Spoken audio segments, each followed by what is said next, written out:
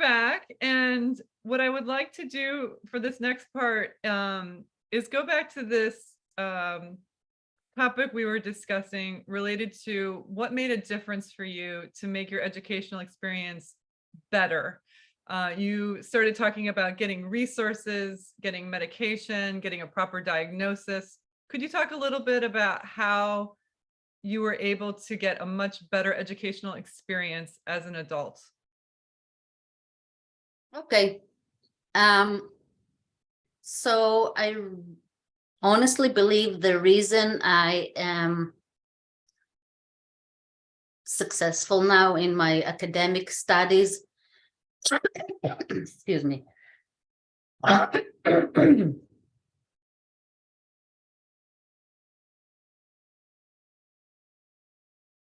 The reason I believe I'm now successful in my academic studies, other than the things you already mentioned, I mean, the most important thing was that I got diagnosed, I got the right medical treatment, and that's what allowed me to start realizing my potential. So I joined Montgomery College during the pandemic, basically as brain exercise, and I very soon realized that I enjoy it more than I could ever imagined. I always liked learning things, but I didn't have a really good experience in a structured study environment. And when I got to Montgomery College, I realized I enjoy it a lot. And I honestly believe the reason I'm successful now is the tremendous amount of resources and support that I got in Montgomery College. Now, this interview is done by a professor in Montgomery College. I promise you, I'm not a paid spokesperson. Although if someone wants down the line to make an offer, I will consider. But Montgomery College is an educational institution.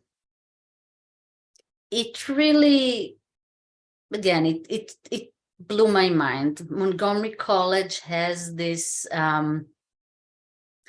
part of the mission statement, all of this, there is a term, radical inclusion. And while most people probably think more about all kind of race and things like that, when it comes to radical inclusion, it extends to basically to the fact that Montgomery College, they really, I mean, it's not only in the mission statement, they really do it. I feel they provide each student that's motivated and want to succeed. They provide students with individually what that student needs for succeeding. So for people like me, the disability services is there. I mean, first of all, there is wonderful support services to all students, the writing centers, and there is for math and science and tutoring that's available to all students. It's easily available and it's fabulous. The tutors are really, really good and really dedicated. But it extends to, like, if students that have food insecurity or housing insecurity, Montgomery College provides them resources. With food, it's literally directly providing food. I guess with housing, it's more providing resources of how to get housing, but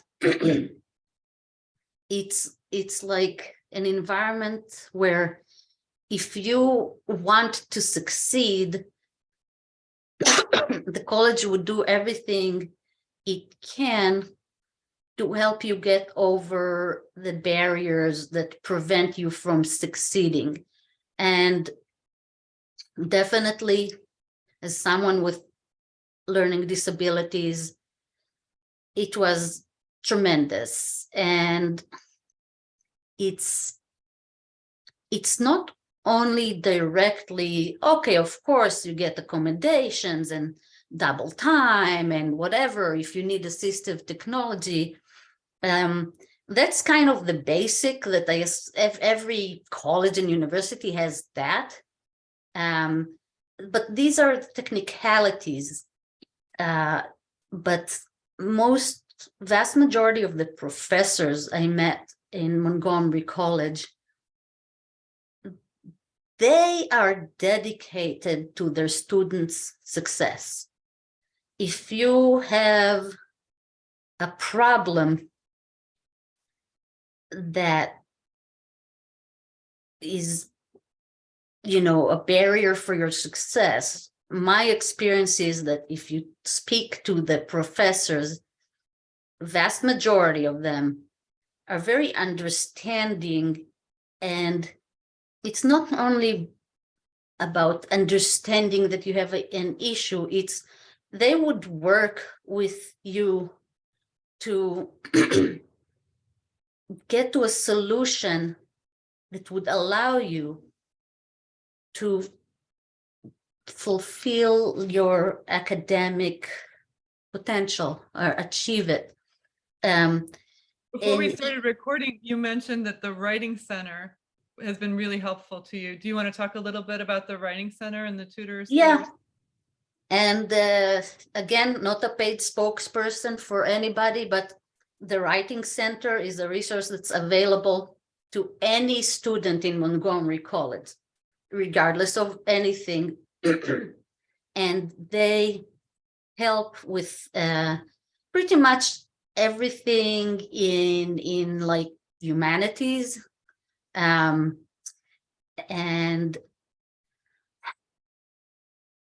any student that hasn't used them should. So most of my classes up to a certain point that I took were online because I started in August of 2020. Those of you who are going to watch this video 15 years from now, that's when the COVID pandemic was raging and we did everything online because we were on lockdown and not allowed to leave the house.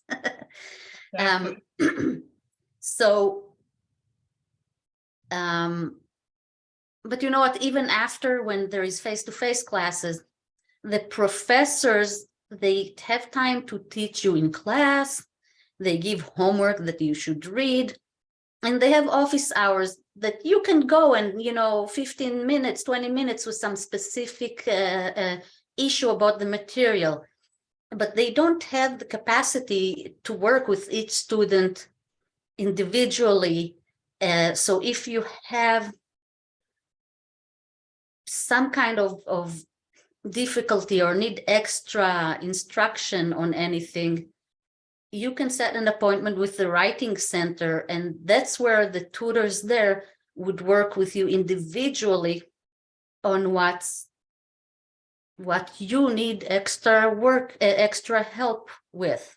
And they are excellent. That's really like, and it's especially relevant to English 101, 102. When you learn how to write an essay, and sometimes what the professor teaches in class it's not enough.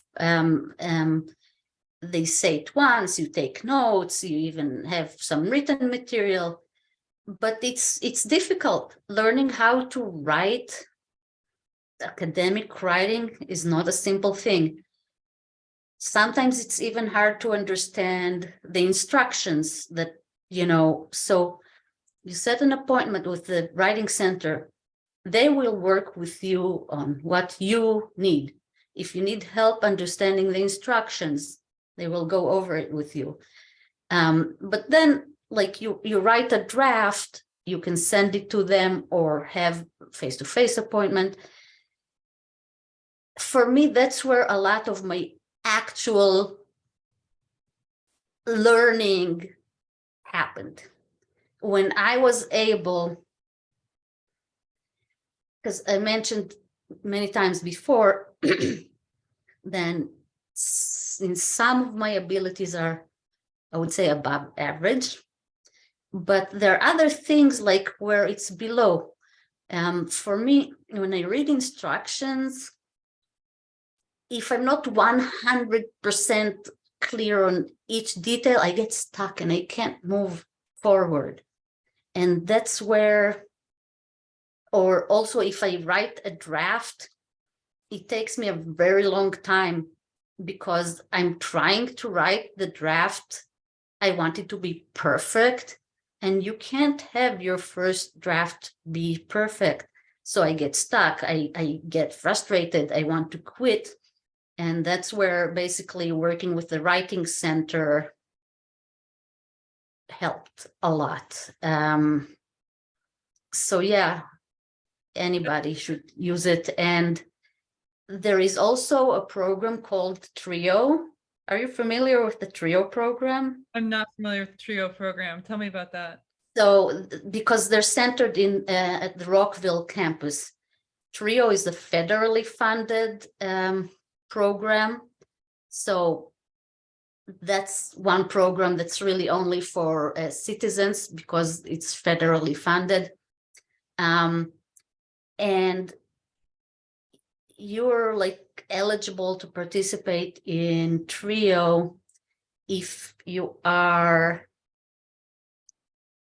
it's either if you have a documented disability or if you're eligible for like financial aid, or if you're a first generation college, if your parents don't have academic degrees. And they have like a kind of center in Rockville,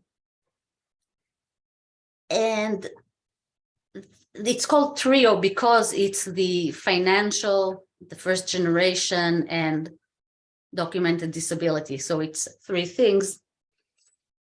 They basically help with everything.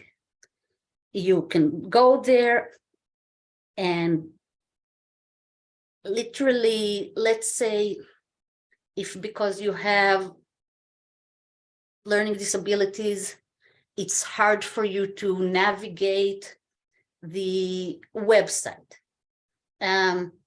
It's hard for you to figure out what other resources.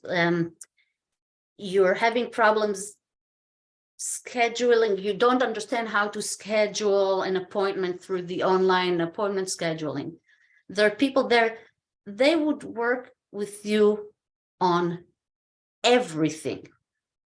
That's the nice thing about Trio. I wanted to talk to you also about something I recently learned about you. My colleague David Lott mentioned that that you're the winner of the most recent Sligo Journal Student Poetry Contest. So congratulations. That's really a wonderful accomplishment. And I'm wondering, would you like to read that poem or one of the other poems that you? Yes, I would. And it's actually what would be probably the most relevant thing I would have said today to our topic. Yeah. Okay. Yeah. I was going on about Trio, but I didn't think about it in advance. So it got kind of like unclear. Okay, no, you should check it out. It's on the website. I will definitely do that. Do you want me to pause so you can get the poems, or do you have them? I'll need a pause to pull the poem Okay, up. I'll pause. So yeah, Liat, tell me a little bit more about your journey to starting to write poetry.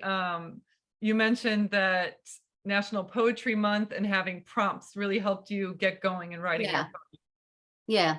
So as I mentioned before, the first two poems I wrote that ended up published in the book that Montgomery College produced, I wrote it for the Raptor Slam.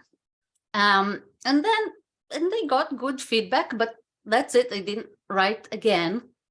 And last year, I believe 2020, it was 2022 where I did it. In April, it's National Poetry Month. And Yes. they sent like by email, if you want, and like sent to everybody.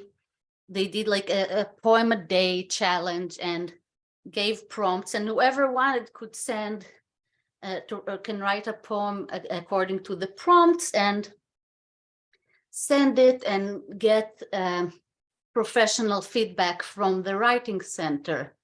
So I was like, yeah, I'll do it.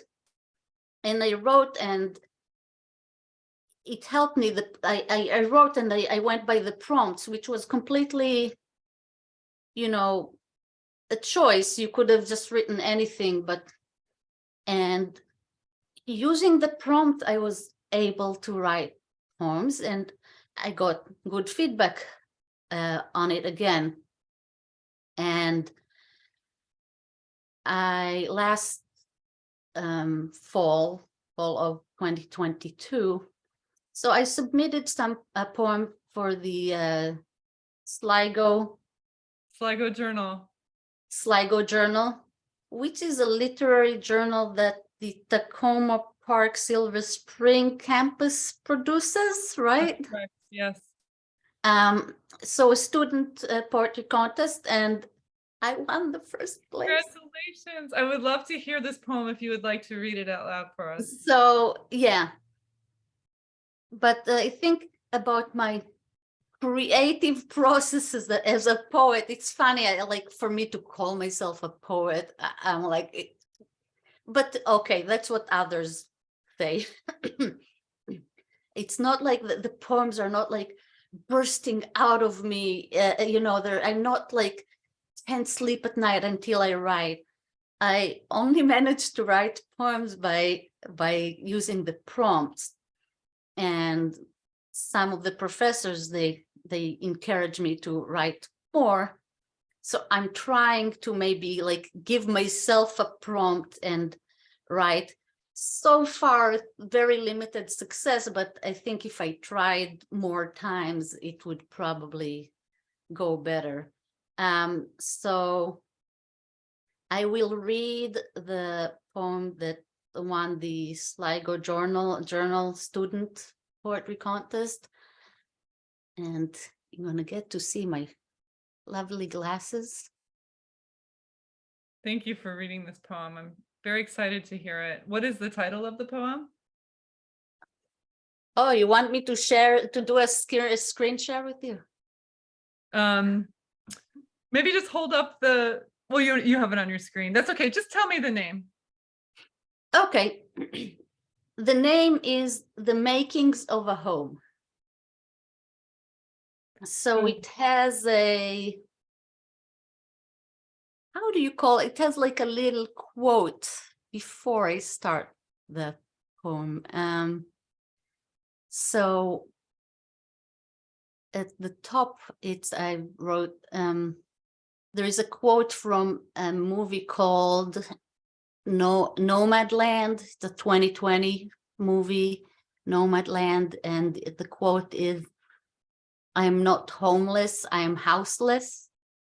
And here is my poem, The Makings of a Home.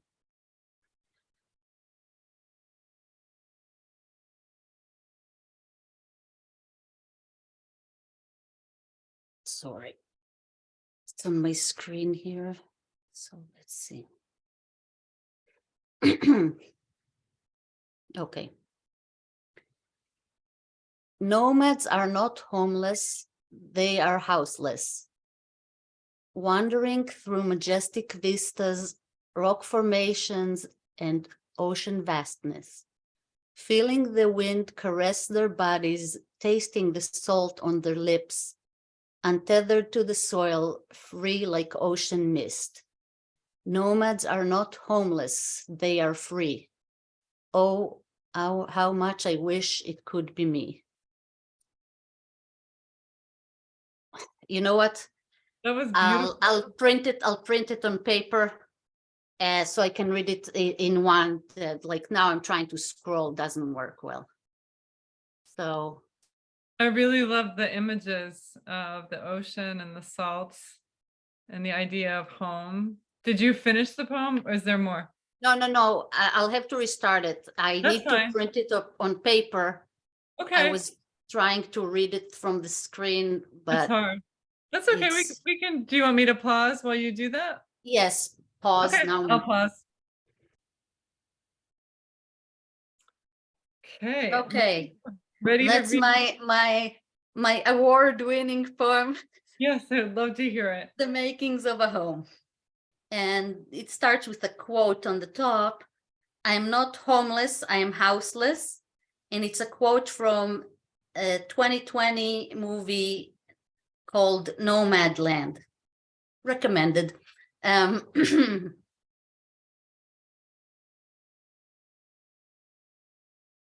Makings of a Home. Nomads are not homeless, they are houseless. Wandering through majestic vistas, rock formations, and ocean vastness. Feeling the wind caress their bodies, tasting the salt on their lips, untethered to the soil, free like ocean mist. Nomads are not homeless, they are free. Oh, how much I wish it could be me. Immigrants have houses, but rarely do they have a home. Their house holds only half their heart beneath its heavy dome. Thin walls of frame and sheetrock, holding their possessions, weighed down by what they left behind, loved ones and confessions. Immigrants have houses, yet rarely feel at home. In form, they're anchored in one place, and yet their souls still roam. My home is not of brick and mortar, it has no walls or limits. My house is not a worthy home without my true love in it. My home is sweet and sour borscht to chase away the winter chill. My son singing in the shower makes my soul rejoice and heal. My home is clarity of thought, a blessing from above. My home is love. That was so beautiful. Oh my gosh. And this really,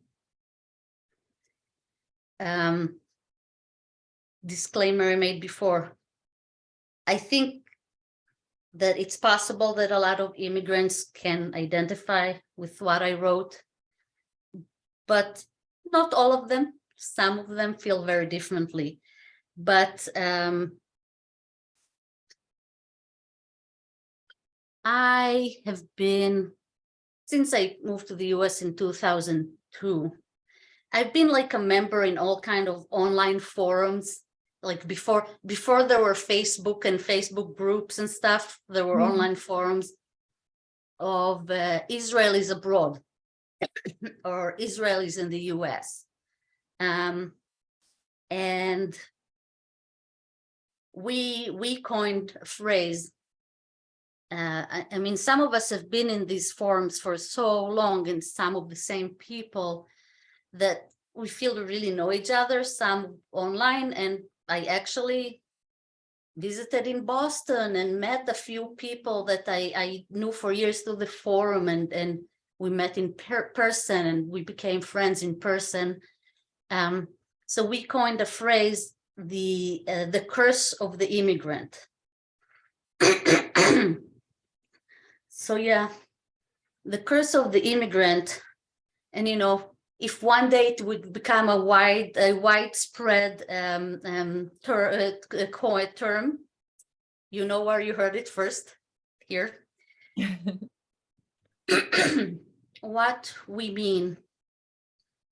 And through these groups, a lot of us moved to the US and stayed here and gonna stay here for, you know, forever.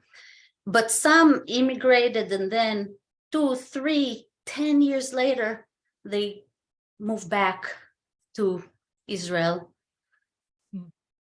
what we mean about the curse of the immigrant is that once you leave your home country, you never will feel fully at home in your new country.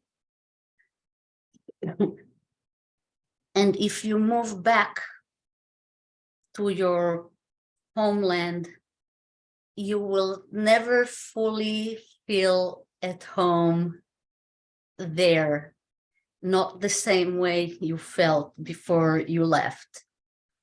And it's really, it's true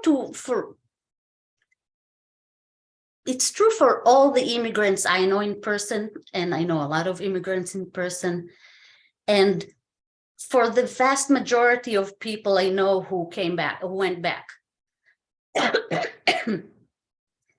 there is this cliche, you can't go home again. Right. And that's basically very close to what I'm talking about, because once you leave your home,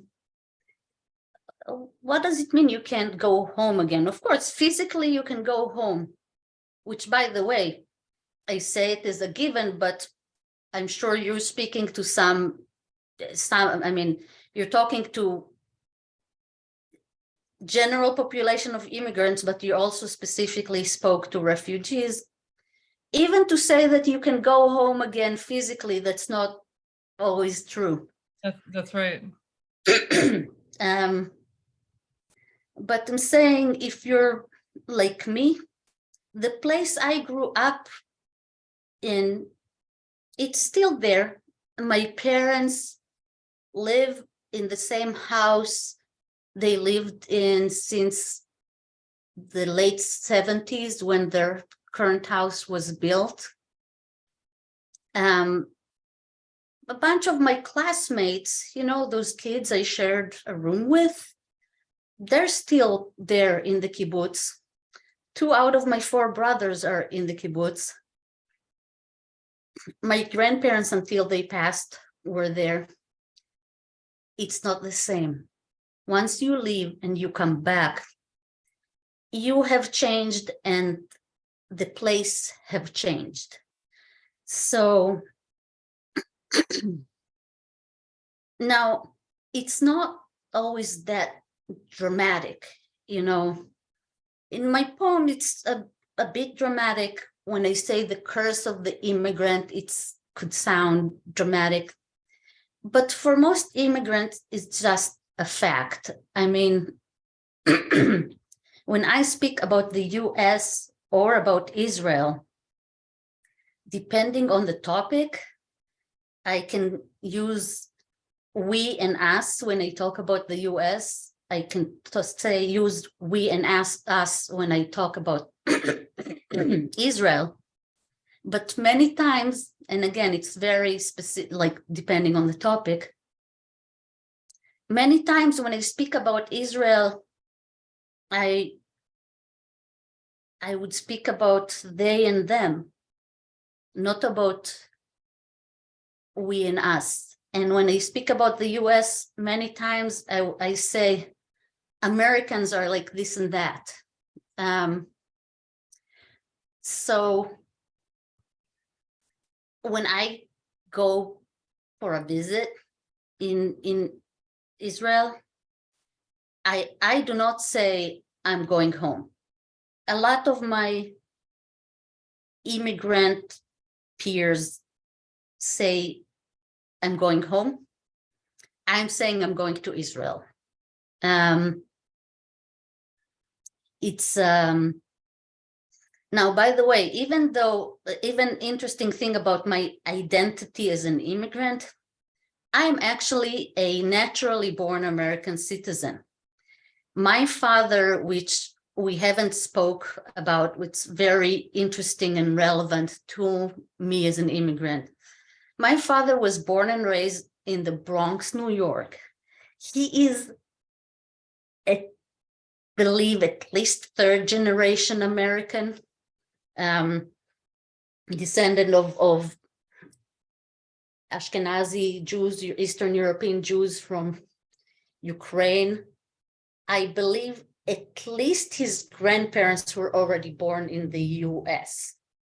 Yeah, his great-grandparents, I think, immigrated, and his great-parents, I believe, were born also already in the US.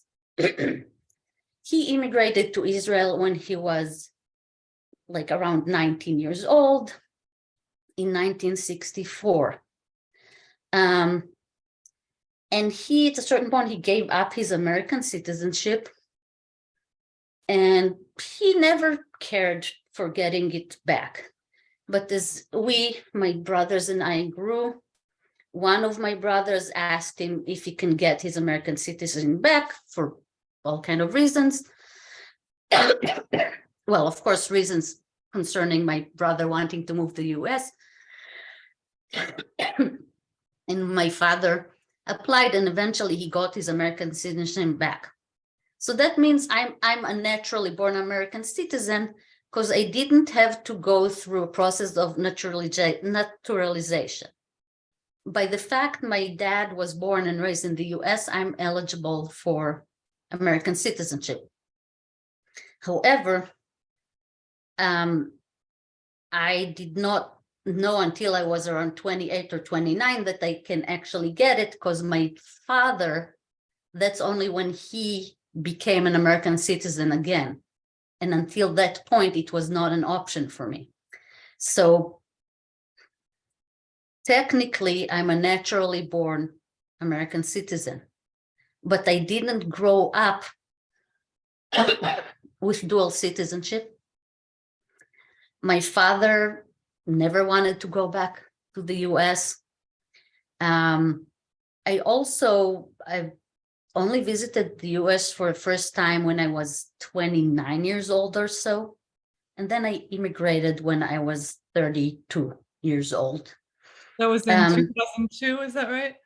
Yeah. Can you tell me And- about what led to that decision, why you decided to Mhm. make a new home here? Mhm. So I'll just finish the thought is that I am an immigrant. Regardless of me being an American citizen, a naturally born American citizen, my identity is of an immigrant. So I did not grow up wanting to go to America. I did not grow up wanting to leave the state of Israel, which is not the same thing. A lot of people want to leave the state of Israel. Doesn't mean they want to move to America. True.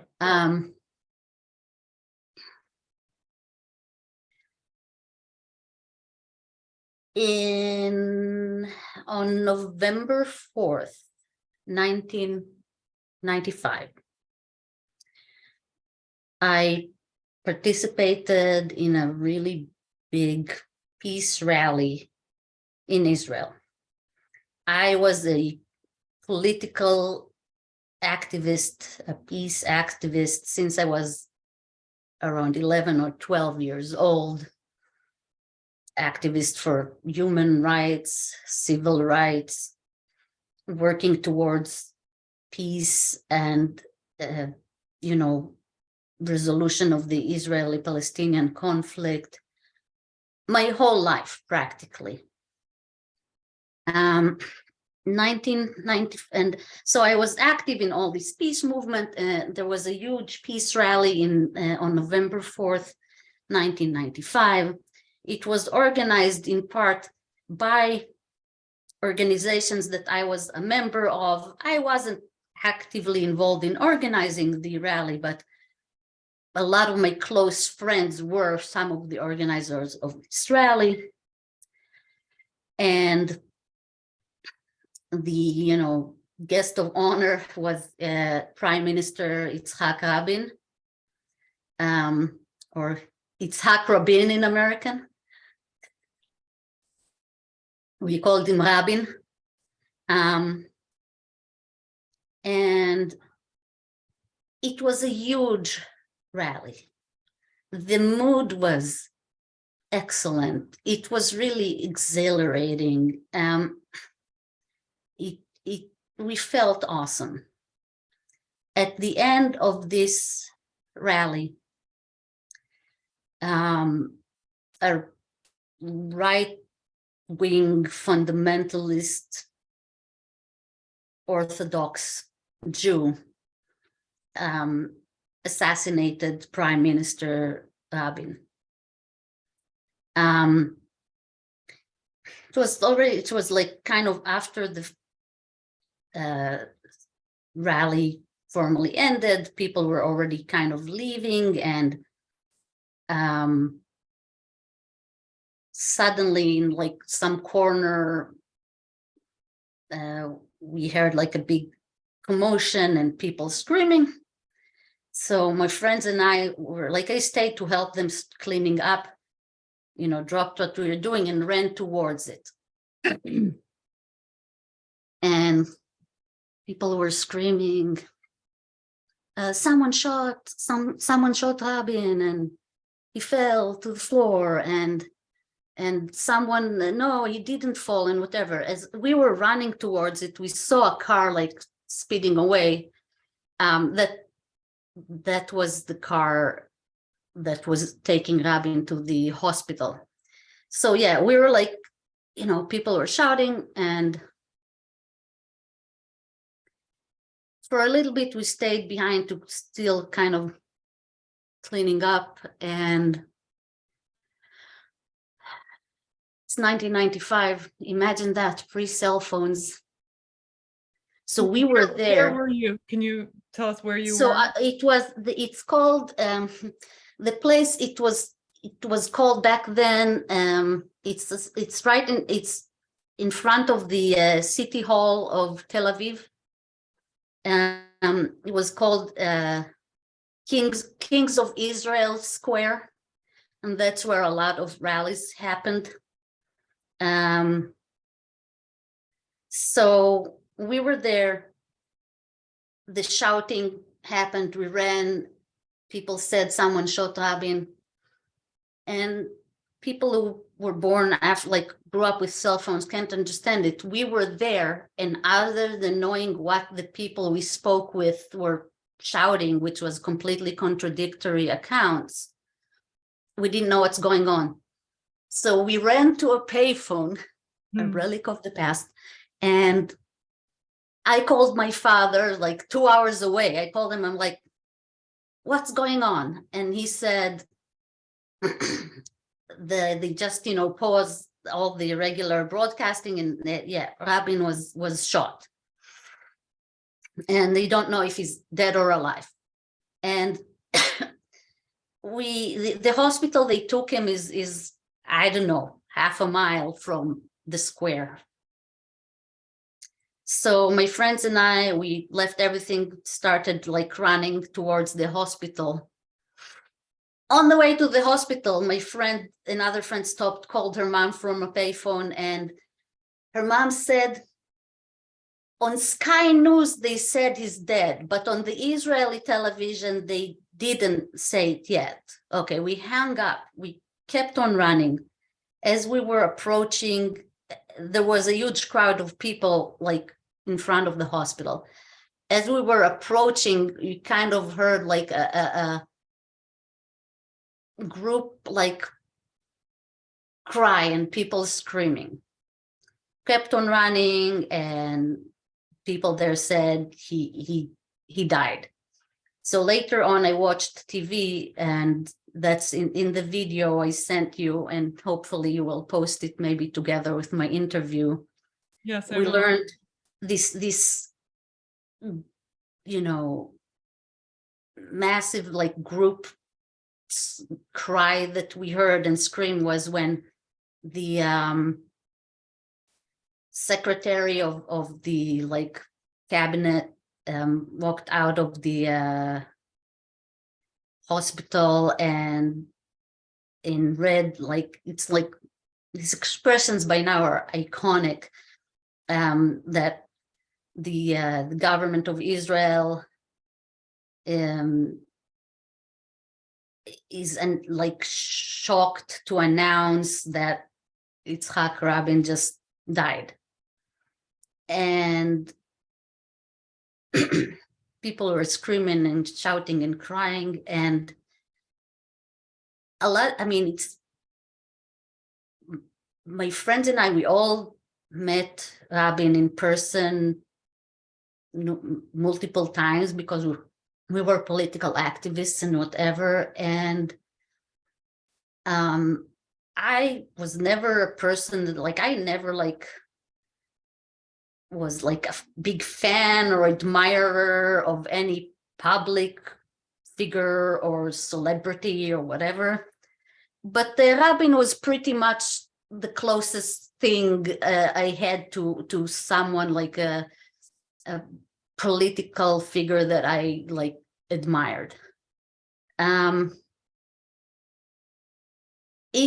It was hard. I mean, for like days after that, hundreds of people, mostly young, sat at the Kings of Israel Square with candles and whatever. For a few days, it was amazing. The number of traffic accidents went down. The number of just, violent and property crimes went down.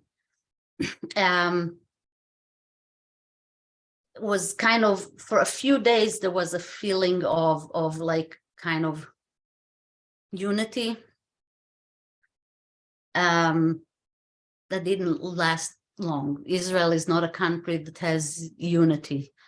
And I mean, I'm not even talking about Israelis and Arabs or Israelis and Palestinians. I'm talking about between the Jews in Israel. And the thing is, after these few days of like, people like were somber and calm, whatever, it is my feeling that within few weeks, it's not only went back to normal. To me, and I never looked up, studies or statistics to back this up. It feels that after that, Israeli society became even more aggressive and violent than it has been before. Now, it's hard to explain it to people who are not familiar, but actually, other than terror attacks, Israel was a country where I think a lot of people felt actually very safe for our person when it comes to, their neighborhoods you don't go into, but in general, almost everywhere in Israel, I felt very safe to walk around and whatever when it comes to like regular crime. But the communication between people always been quite aggressive. First of all, we are direct people. Like in Israel, you say what you have to say. You don't beat around the bush. There is no like the expression like, would you please, doesn't exist. Like, let's say if I want you to pass the salt, I wouldn't say, would you pass the salt? If I'm polite, I would say, please pass the salt. Or many other occasions, or people would say, just pass the salt, okay?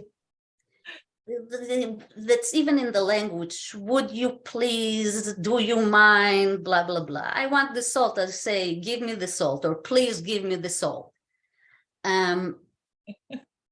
But because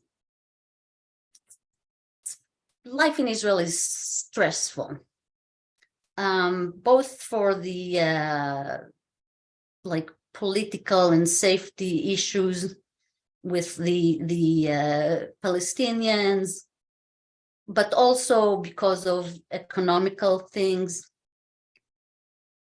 Daily life is much harder and stress levels are much higher. So people are being more aggressive with each other. The fuses are much shorter. You're under pressure all the time. So there is a better chance of you exploding if you're under so much pressure. To me, it felt that all of this got even worse after Rabin's assassination.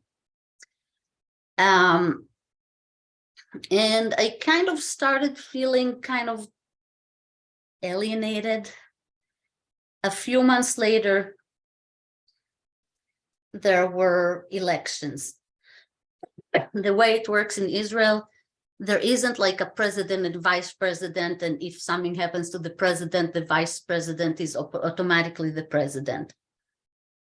Something like this happened, you have an interim government, an interim prime minister, and then there is elections. So a few months later, there were elections,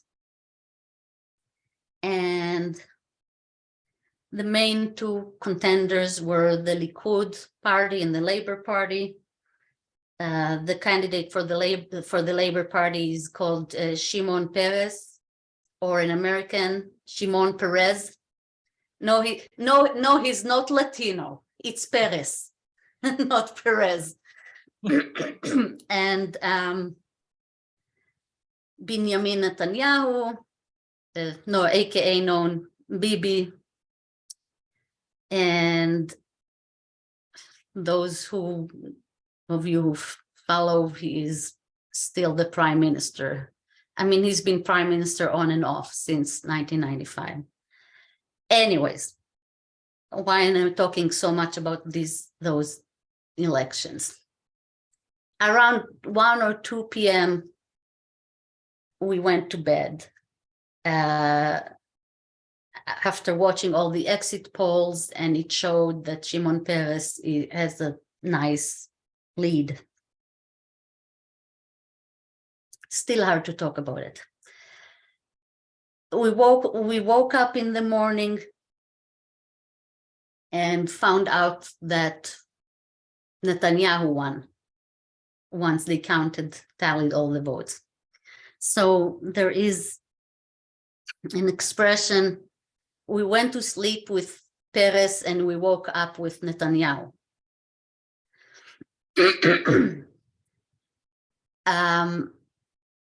That emotionally was as horrendous as the murder itself, as the assassination itself. Like it still takes my breath away to talk about we went to sleep with Peres and woke up with Netanyahu. Because the man who assassinated Yitzhak Rabin, this is what he wanted. He wanted Netanyahu to be prime minister.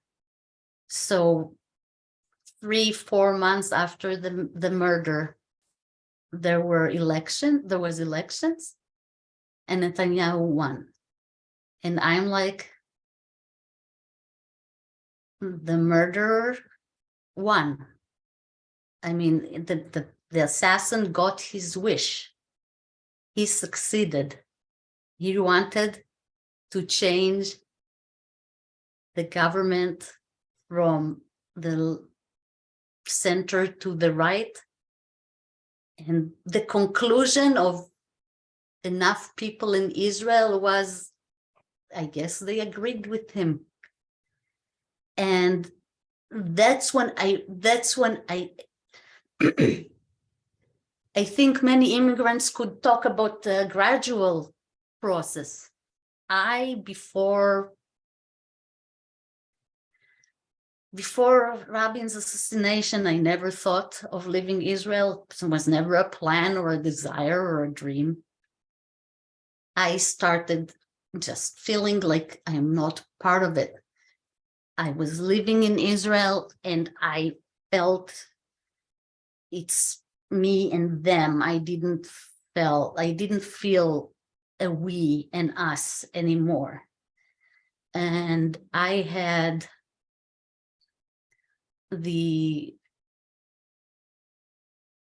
that was in late 90s. Fast forward a few years, I had a friend who came to Israel from the US. Her father had his own business, private business in Ann Arbor, Michigan. Her father and I became friends and kept in touch by emails. He, told me that if I ever want to come and work for him, to let him know. That was before I had an American citizenship, and I didn't know I could. I couldn't get one at that point. But he said he's going to take care of, getting me working papers. Then actually, my dad got his American citizenship back, and myself and my brothers got a citizenship. So when time came, when I was time was right for me, during 2001, I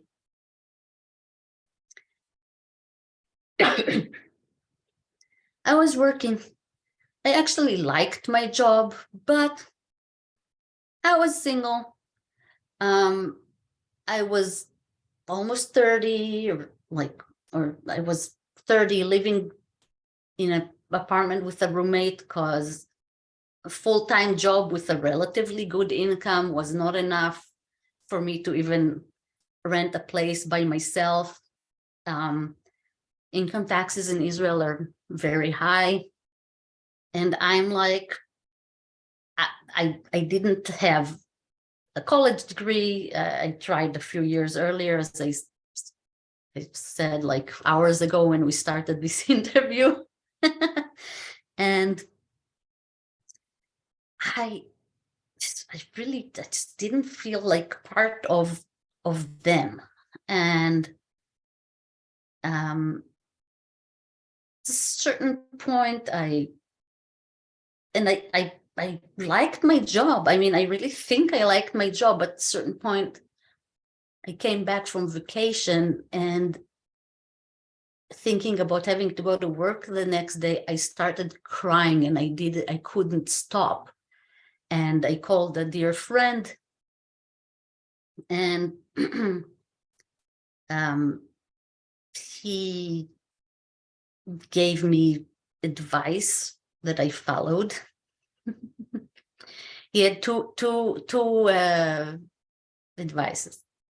One, get a bicycle.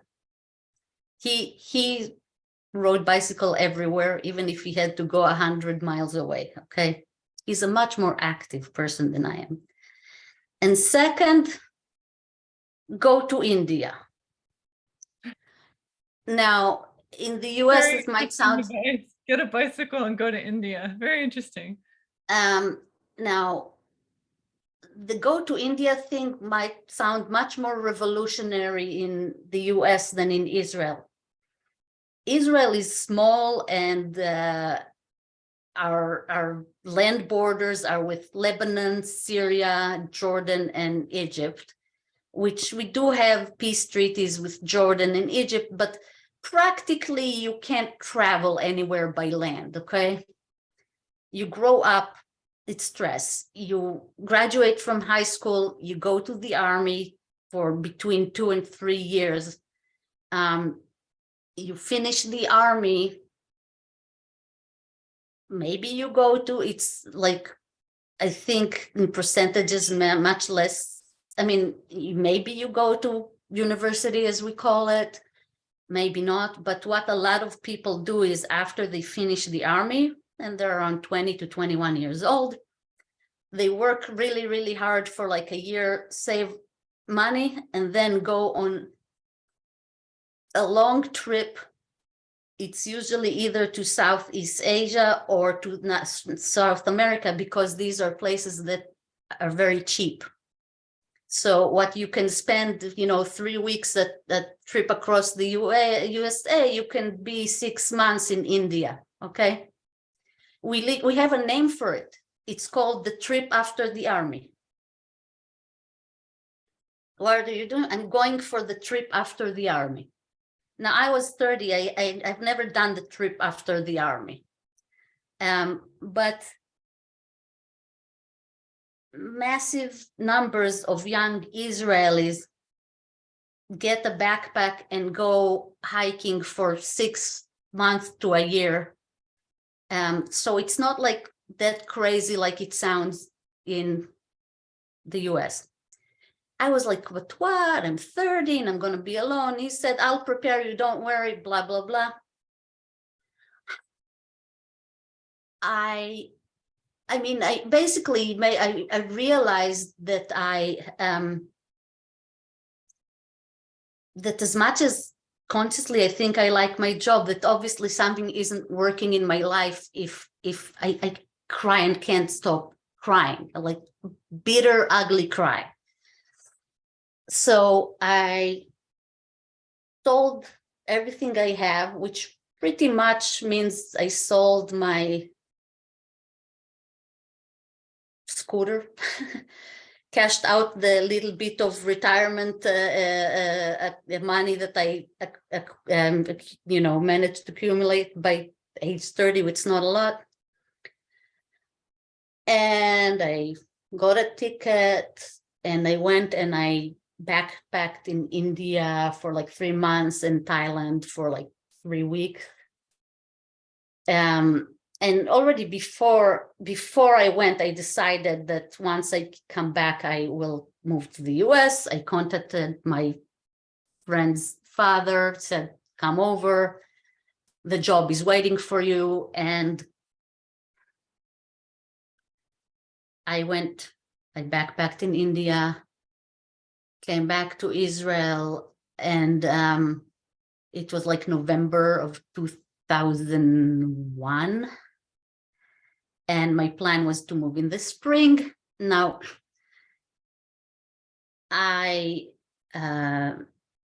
so I spent this winter living with my relatives in Petach Tikva, which is funny. That's where my grandmother came from to the kibbutz like 60 years ago. Actually, well, it's not accidental. It's the people I stayed in, it's my mother's cousin. So basically their grandparents were all from Petach Tikva, including mine. They just stayed there for generations, this one. Anyways, it was the winter of 2001, 2002. It was a very hard time in Israel when it comes to terror attacks. There were suicide bombings on public buses weekly. And by the way, like a lot of like Americans might think, and I think people think so, that people leave Israel because they're scared of the terror attacks. That's not true. You're like, that had nothing to do with it. I mean, you heard my story. The terror attacks are there. If you're scared of them, you wouldn't even survive to adulthood just because of like mental stress, okay?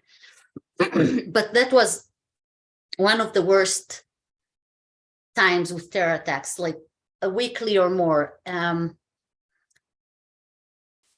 I was Passover holiday while I was staying there with my relatives, and that's all. Schools are in recess for like almost 2 weeks around that time. And usually on Passover, they're like, okay, break. The malls, shopping malls are so packed, you can't like get in. It's like awful. But it was Passover, school holiday. A friend of mine came and we're going to go to a movie at the mall. And interestingly, Petah Tikva had a large number of terror attacks. I don't know why. And the suicide bombings happen mostly on buses. And my friend and I were traveling by public bus. I believe both of us didn't have a car. Before leaving the house to watch a movie at the mall, I told my aunt, I'm like, okay, we're going to the movie. I would rather live on my feet than die on my knees. Going to the movie. That was going to the movies. We went, the mall was empty. The cinema,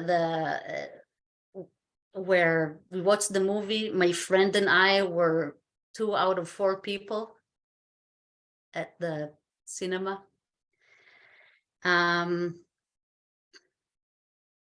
Yep, it's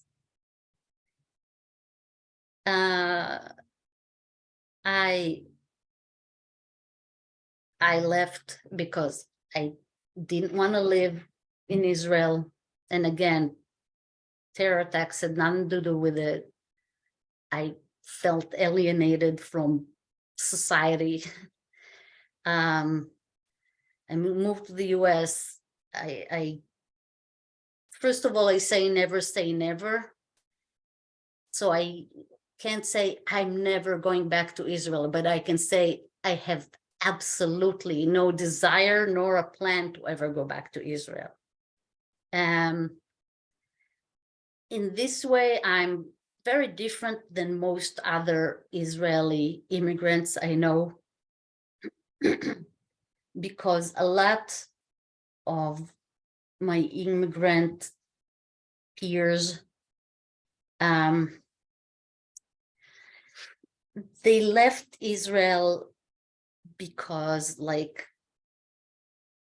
job opportunities and financial prospects are much better here. And also, wanting to live a little bit less stressful and more peaceful life. But they left Israel because life here is better, not because they wanted to leave Israel. I moved to the US because I wanted to leave Israel. You understand the difference? I see what you're saying. I mean, It sounds like what you were describing, it reminds me of a description. It was almost like your heart was broken after the assassination. That's what it sounds like. Yes. That's a good description. There is a famous Israeli author. I heard him say this expression. I don't know if he came up with it or not, but that's where I heard it from, a lecture by an author called Amos Oz. He was talking in English about Israel, and he said, I love her, but I don't like her. So that's kind of my feeling, although I must say, with things that happened in recent years, I'm not even sure I love her anymore. As you were but talking, I still, let's say this, I still care passionately. And I mean, we use the feminine, in many languages you have masculine and feminine for objects. We use the feminine. I'm saying by now I don't even think I love her. I still definitely care deeply. However, it is so hard that I'm like in complete like escapism. And by the way, that even goes to what's going on in the US. Let's say since 2016 or so, if you know what I mean. Well, it's interesting that you bring that up, because as you were describing the situation in Israel, you're describing a society that's divided in a lot of ways and different political beliefs, and you're describing terrorism, you're describing violence. Of course, as an American, I'm also thinking about those things. And you left one situation, and of course, this is not a paradise here either, right? Yeah. So I'm curious if you've felt any disappointment here, because we also have struggles here. Oh, no, I don't feel disappointment. You like the way you said it. Did you like if I felt disappointment because we also have struggles here? Because that would hint that I thought there are no troubles here, or like I see. I would say a realistic person, and also used to be very cynical, because literally you can't mentally survive in Israel if you're not cynical. Like if you take things very like as they are, it's just too much. But yeah, I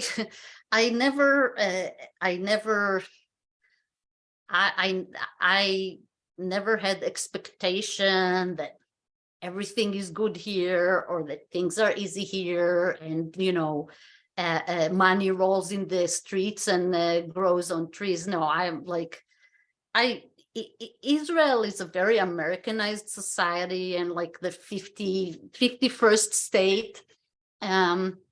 It's not like we have quite a realistic view of the United States. It's not like, however, with all the like ailments and things have changed. I'm talking about when I came, it still was just a much better place to live. Still, and if I don't know, things have changed, but I'm talking about 20 years ago, 22 years ago. But this brings me back two people like it still comparing to Israel. If you're a hard-working person that has a decent job, especially if it's a married couple, you still live better than people in Israel that are doing exactly the same. The financial situation here, but also still much less stressful here than in Israel. Okay. It's another thing is that for me as an immigrant, it doesn't even matter if it's much better, it was much better here or not. In Israel, my emotional attachment was so strong that I could never ignore the news. And also it's so small that you physically can't disconnect yourself.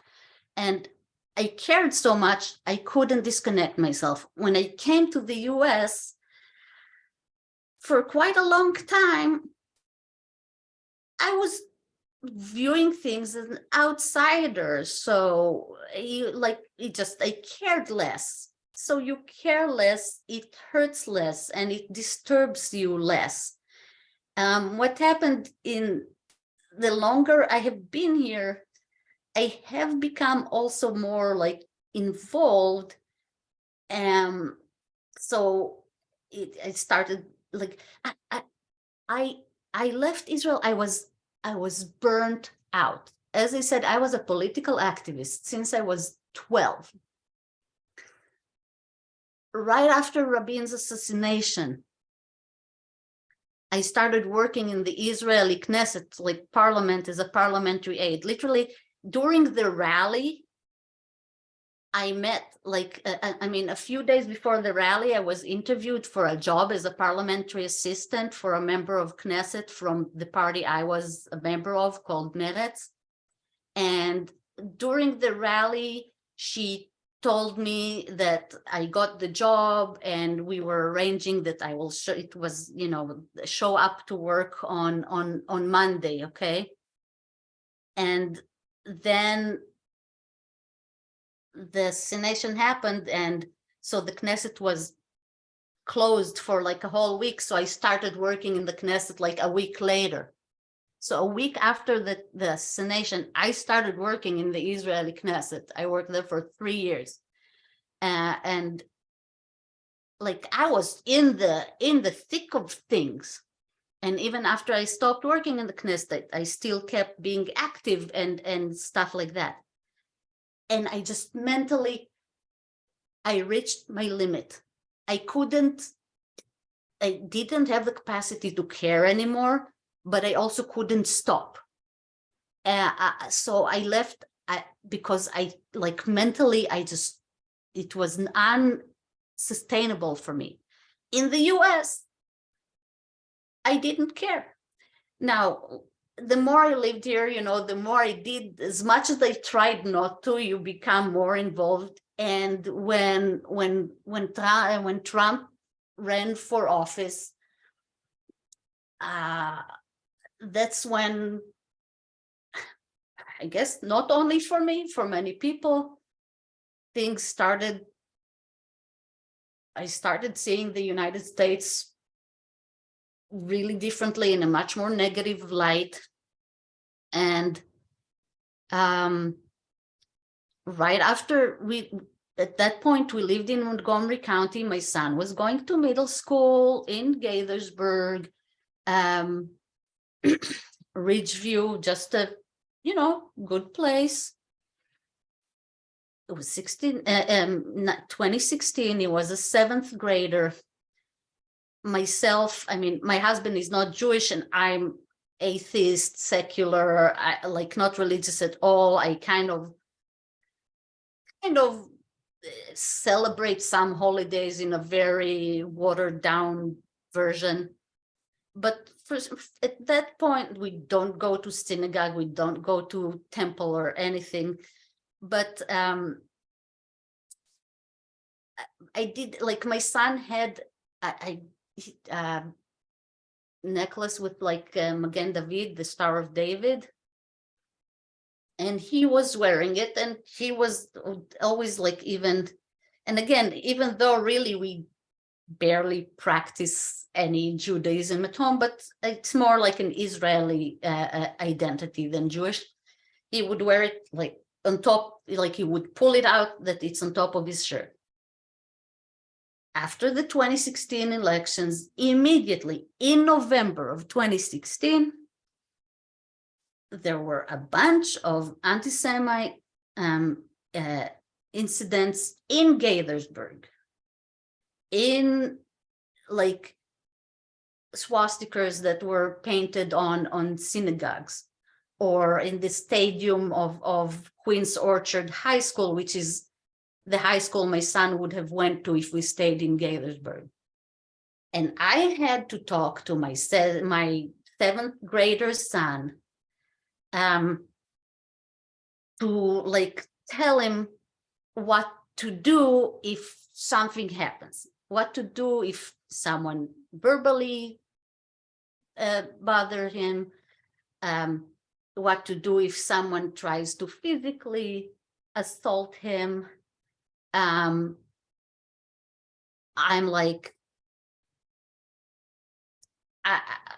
for me, it's I live in the United States of America, in Montgomery County, very they have a high percentage of Jews, Jewish population in Montgomery County, have hundreds, if not thousands, of Israelis live in Montgomery County. And I have to talk to my son about what to do if someone is attacking him because he's Jewish. That does not sit well with me. To be honest, though, talking about what's going on in the US and Donald Trump and what happened since, this is literally something I cannot talk to you about. I mean, I spoke about Rabin's assassination. I spoke about the elections when we went to sleep with Peres and woke up with Netanyahu. And these are things that are emotionally hard to talk about, but I did. But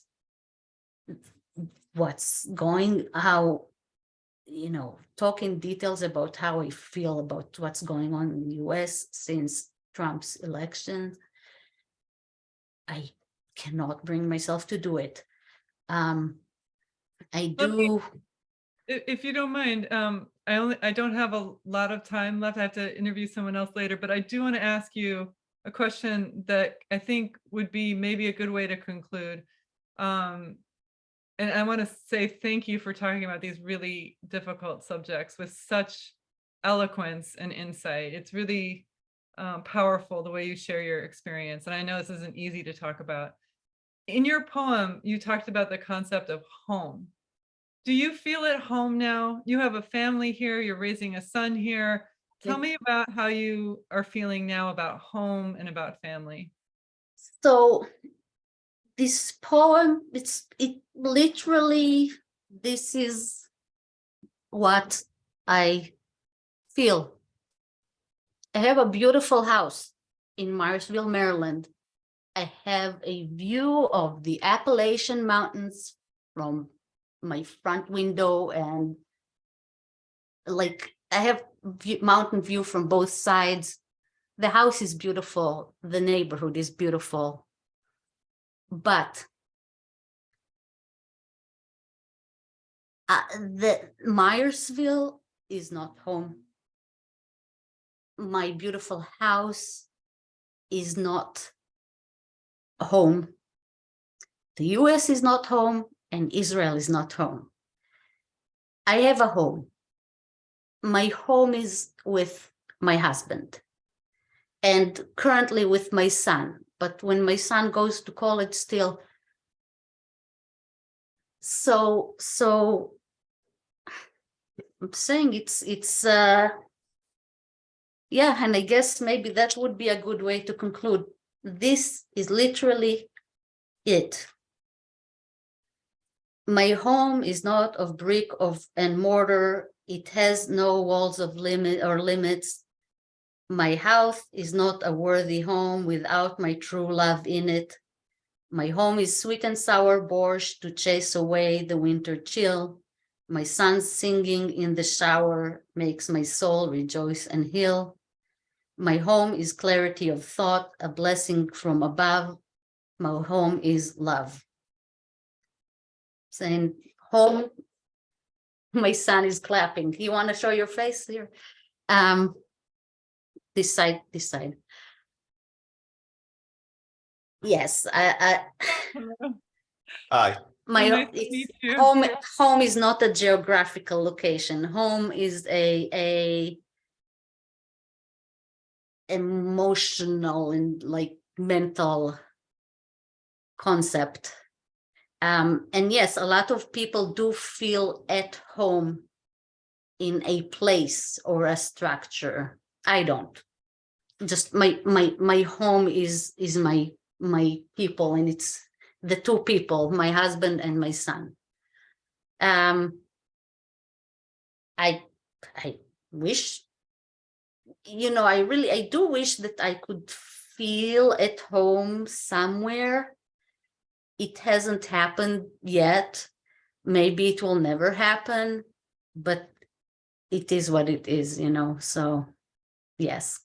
Thank you so much for speaking with so much courage today about really tough topics. You reading your poetry today and sharing your story has meant so much to me. I know it's going to mean a lot to a lot of other people too. So I'm going to stop the recording now and then we'll wrap up. Thank you so much. And it's so lovely to meet your son. Do you want to tell me his name? Introduce Larry. yourself. Larry. So nice to meet you. I'm glad you came in Yeah. at the end. It was a lovely way to end our session today. Let me press stop right now. Might I be here?